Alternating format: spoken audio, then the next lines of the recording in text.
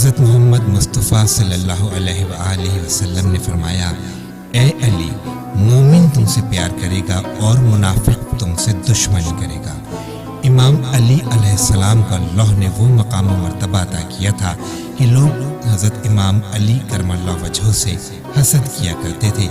امام علی کہتے تھے، اے دنیا والو، جو جی چاہے پوچھو، کیونکہ اللہ نے مجھے وہ علم عطا کیا ہے کہ میں زمین کے راستوں سے زیادہ آسمان کے راستے جانتا ہوں۔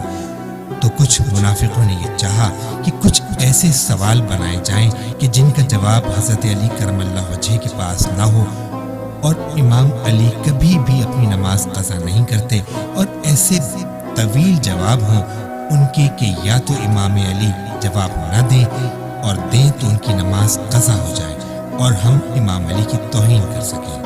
تو پھر عرب کے ہوشیار سے ہوشیار لوگوں کو جمع کیا گیا اور اس وقت عجیب و غریب سوالوں کو بنایا گیا۔ امام علی کرم اللہ وجہ مسجد کی طرف جا رہے تھے تو اتنی دیر میں منافقین آئے اور کہنے لگے، یا علی چند سوال ہیں۔ امام علی نے کہا، کیا تم دیکھ نہیں رہے وقت نماز ہے اور میں نماز کے لیے جا رہا ہوں، بعد نماز سوال کرنا۔ ان لوگوں نے کہا، یا علی ہم جلدی میں ہیں، ہمیں ان سوالوں کے جواب چاہیے۔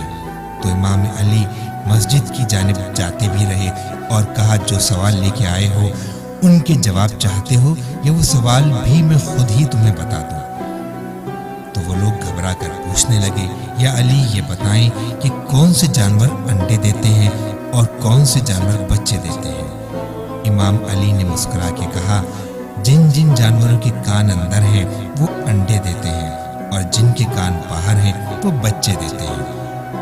دوسرے شخص نے پوچھا، یا علی ہم اللہ کو آنکھوں سے کیوں نہیں دیکھ سکتے؟ حضرت امام علی نے کہا، سورج کو دیکھو۔ اس انسان نے جیسے ہی دیکھا سورج کو، فوراً اپنی نگاہیں جھکا لی اور کہا کہ یا علی میں سورج کو دیکھ نہیں سکتا۔ امام علی نے کہا، جب اس سورج کو نہیں دیکھ سکتے تو سورج کے خالق کو کیسے دیکھ سکو گے؟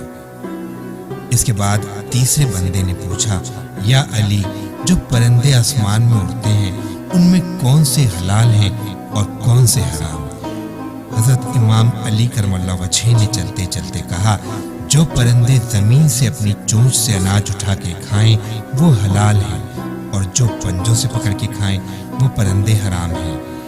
یہ تینوں منافق گنتے رہے اور امام مسجد کی جانب روانہ ہو گئے، اور جیسے ہی امام علی مسجد سے باہر آئے وہ ان کے قدموں میں گر گئے اور کہنے لگے، یا علی ہمیں معاف کرنا، ہم سے خطا ہو گئی، یقیناً آپ کے علم میں کوئی شک نہیں، کیونکہ آپ علم